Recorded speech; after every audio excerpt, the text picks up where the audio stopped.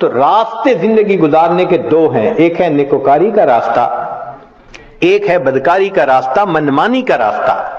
اگر آپ غور کریں تو آج کے دور میں منمانی کی زندگی گزارنے والے بہت زیادہ، اور ہر حال میں اللہ کی مان کے چلنے والے بہت تھوڑے۔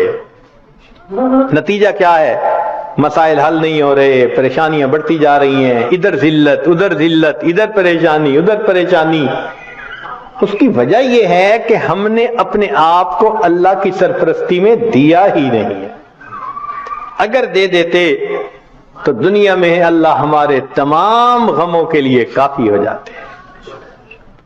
ہماری مثال تو وہ ہے کہ کوئی بلینر انسان ہو اور اس کا بندہ چپڑاسی کی نوکری کے لیے درخواست دیتا پھرے، تو ہر بندہ کہے گا یار تمہارا باپ تو بلینر ہے اور تم پی این کی جاب کے لیے درخواست دے رہے ہو، سویپر کی جاب کے لیے، یہ کیا؟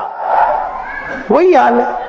اللہ تعالی ہمیں اپنے سرپرستی میں لینے کے لیے وعدہ فرما رہے ہیں، اور ہم اللہ کے وعدے پر آنے کی بجائے خود دنیا کے جھمیلوں میں اپنے رزق کو تلاش کرنے میں لگے ہوئے ہیں۔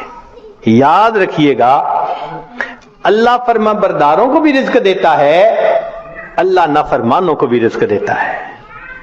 اللہ تعالیٰ فرما برداروں کو بھی رزق دیتا ہے اور اللہ تعالیٰ نافرمانوں کو بھی رزق دیتا ہے، مگر فرق ہے۔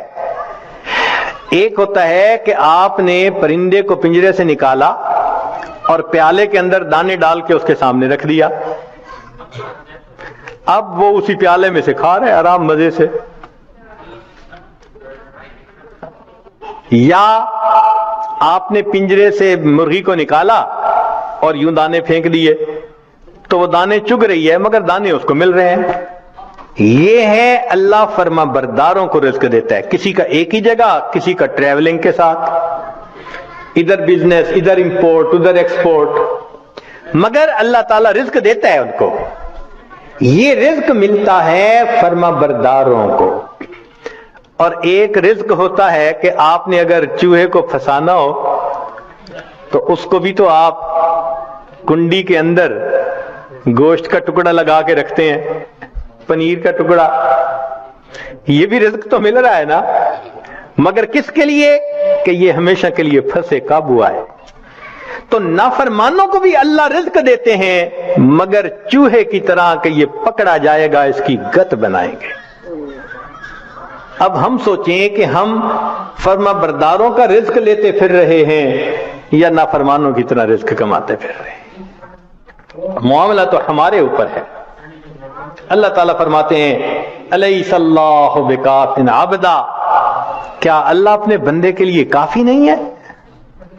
کتابوں میں لکھا ہے اے بندے، ایک تیری مرضی ہے ایک میری مرضی ہے، اگر تو چاہے کہ تیری مرضی پوری ہو میں تجھے تھکا بھی دوں گا، تیری مرضی کو بھی پورا نہیں ہونے دوں گا، اور اگر تو چاہے کہ میری مرضی پوری ہو تو میرے بندے میں تیرے کاموں کو بھی سنوار دوں گا، تجھے رزق میں بھی وسعت عطا فرما دوں گا۔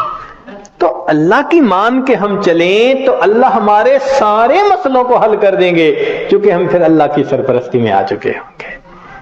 اللہ تعالیٰ قرآن مجید میں فرماتے ہیں وعد اللہ الذین آمنوا منکم وعملوا الصالحات لیستخلفنہم فی الارض، اجتماعی طور پر نیکوکار بن کر زندگی گزارنے والوں کے لیے اللہ کا وعدہ ہے، فرماتے ہیں میں تمہیں زمین کے اندر خلافت عطا کروں گا، وَلَيُمَكِّنَنَّ دِينَهُمُ الَّذِي ارْتَضَىٰ لَهُمْ وَلَيُبَدِّلُنَّهُمْ خَوْفَهُمْ أَمْنًا، اور اللہ ان کے خوف کو امن میں بدل دیتے ہیں۔ پھر اللہ تو وعدہ فرما رہے ہیں، وعد اللہ کا وعدہ ہے۔ آج بندہ وعدہ کر دیتا ہے تو اتنا یقین، کیا اللہ کے وعدوں پہ ہم یقین نہیں کرتے؟ تو ہمارے زندگی کی کامیابی کا ایک ہی طریقہ ہے کہ ہم اللہ کے وعدے پر بھروسہ کر کے عہد کریں کہ اللہ آج کے بعد ہم نے نافرمانی نہیں کرنی۔ اب سوال پیدا ہوتا ہے کہ ہم صالحین میں شمار کیسے ہو سکتے ہیں؟ بہت آسان ہے۔ ذہن سے گناہ کے ارادے کو ختم کر دیجئے. ذہن سے گناہ کے ارادے کو ختم کر دیجئے. اللہ میں نے آپ کے کسی حکم کی نافرمانی نہیں کرنی, اور جو کر چکا میں توبہ کر رہا ہوں. تو پہلا قدم کہ آئندہ گناہ کی نیت کو ذہن سے نکال دینا, اور دوسرا کہ اگر پھر گناہ ہو جائے تو پھر توبہ کرنا. بس یہ دو کام کر لیجئے. ایک, ابھی اسی وقت پچھلے تمام گناہوں سے سچی توبہ کی نیت کر کے عہد دل میں کر, اللہ آئندہ میں آپ کی مان کے چلوں گا, ہر کام آپ کے نبی علیہ السلام کی سنت کے مطابق کروں گا, دین کے مطابق کروں گا, شریعت کے مطابق کروں گا, من مانی نہیں کروں گا. اور اگر بالفرض پھر گناہ ہو جائے تو پھر توبہ کرے. جو ایسا کرے گا وہ نیکوکاروں میں شمار ہوگا اور وہ اللہ کی سرپرستی میں آ جائے گا. اور جب تک ہم اللہ کی سرپرستی میں نہیں آئیں گے ہماری پریشانیاں ختم نہیں ہوں گی. ہم نے دنیا میں دیکھا ہے پرائی بکری کو کوئی گھاس نہیں ڈالتا. ہم نے کلمہ تو پڑھا نا, تو لیبل تو لگ گیا نا کہ یہ مسلمان ہیں. اب اگر اللہ کے در سے بھی کچھ نہ ملے تو کسی اور در سے کیا ملے گا؟ بلکہ ہم نے تو دیکھا ہے کہ جس کتے کے گلے میں پٹے کا نشان ہو نا, اس کو ہر کوئی دھتکار دیتا ہے, جائے اپنے مالک کے دروازے سے کھائے. بالکل ہمارا یہی حال ہے, جدھر رخ کرتے ہیں ہمیں دھتکارا جاتا ہے, جاؤ اپنے رب سے مانگو جا کے. اور رب سے مانگنے کے لیے نیک ہم بن نہیں رہے.